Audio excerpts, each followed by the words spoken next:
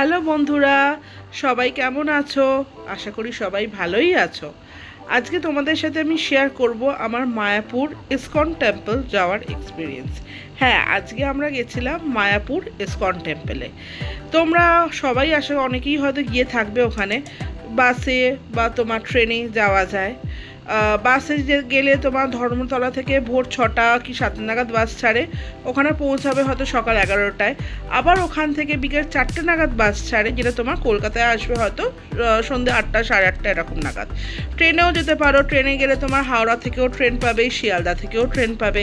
কিন্তু আমরা গেছিলাম বাই কার বা অন রোড গেছিলাম আমরা। তো বাই কার যদি যাও তো মোটামুটি দুটো রাস্তা আছে, একটা হচ্ছে বারাসাত দিয়ে আর একটা রয়েছে তোমার কল্যাণী হাইওয়ে দিয়ে। তো আমরা প্রথমে ভেবেছিলাম যে বারাসাত দিয়ে হয়তো মানে শর্ট ডিস্টেন্স হবে, মানে অল্প সময় পৌঁছে যেতে পারবো, যার জন্য আমরা বারাসাত রাস্তাটা নিয়েছিলাম। কিন্তু বন্ধুরা, বারাসাতের রাস্তাটা খুব বাজে, খুব খারাপ। কারণ এত গাড্ডা ভর্তি আর এত রাস্তা বাজে, মানে আমাদের যেতেই ওখানে এক্সট্রা 2 ঘন্টা মতন সময় লেগে গেছিলো। আমরা সকালে বেরিয়েছিলাম 10টা নাগাদ, স্টার্ট করেছিলাম, আমরা ওখানে গিয়ে পৌঁছেছি প্রায় 3:30 4টে।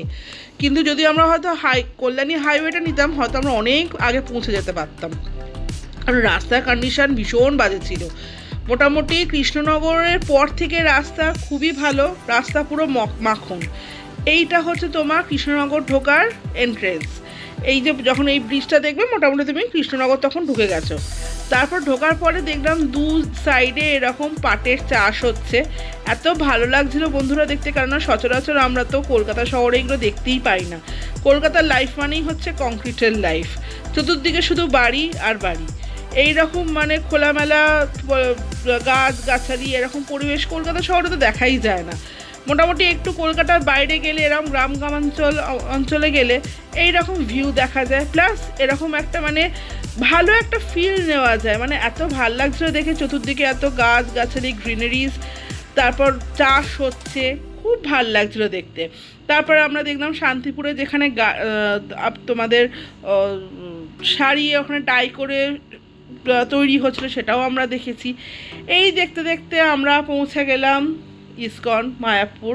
তো দূর থেকে যখন মন্দিরটা দেখতে পেলাম না, কি ভালো লাগছিল কি বলবো, চূড়াটা দেখে মানে এত সুন্দর লাগছিল। আমরা পৌঁছেছি তখন অলমোস্ট 3:30 4টে বা 4টের সময়, তো তখন মন্দির বন্ধ থাকে।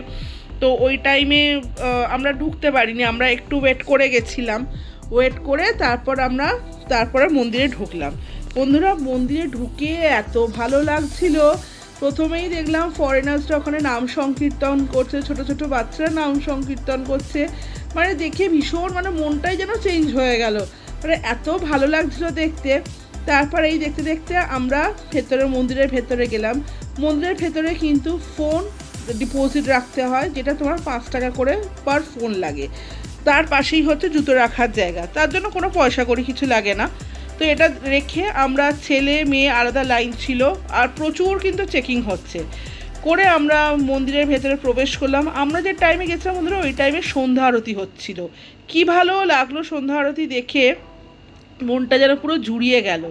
তো দেখে আমরা যখন বাইরে বেরোলাম, বাইরে বেরিয়ে দেখলাম যে তোমার এই যে ভবনগুলো দেখছো, গীতা ভবন রয়েছে, গদা ভবন রয়েছে, এখানে তোমার সব এখানে তোমরা থাকতে পারো।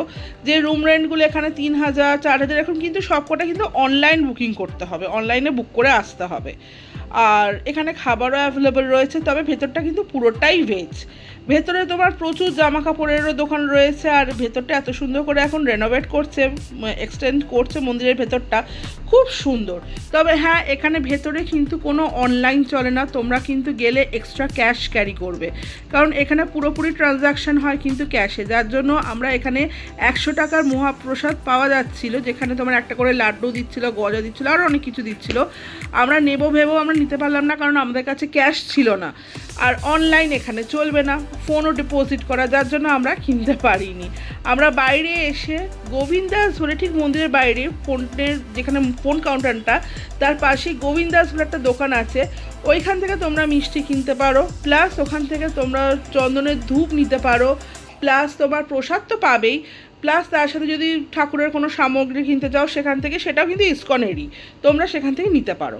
আর যদি সেরকম বোঝো, তোমরা একদম মন্দিরের বাইরে দেখবে প্রচুর দোকান রয়েছে, যেখানে তোমার ঠাকুরের সামগ্রী পাওয়া যায়, যেখানে তোমার ব্যাগ পাওয়া যায়, যেখানে তোমার জামা কাপড় কিনতে পাওয়া যায়, প্লাস অনেক কিছু। ওখান থেকে তোমরা চলে আসতে পারো ফেরিঘাটে, মানে গঙ্গার ঘাটে, যেখান থেকে তোমার নবদ্বীপ যাওয়ার জন্য লঞ্চ বা নৌকা পাওয়া যায় 10 টাকা করে। আমাদের সময় ছিল না বলে আমরা জানি, তোমরা গেলে কিন্তু জানিও তোমাদের কেমন লাগলো।